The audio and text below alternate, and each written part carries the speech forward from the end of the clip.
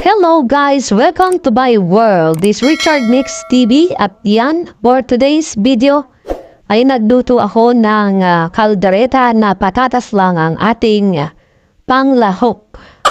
So daanin na lang natin sa timplayan. Lagyan ko lang yan ng konting oyster, konting asin, konting patis at saka ayan, patatas lang talaga. Wala tayong bell pepper o pampahulay man lang dahil nasaraduhan tayo ng kusina. Dahil Huwebes ngayon, yan, ganyan ang kalakaran dito. Mga idol, dahil pahinga ng mga ibang lahi yan. So, ginawa na lang natin ang paraan para tayo ay magkaroon ng ulam ngayong gabi. So, yan guys, for today's video, this is Richard Mix TV.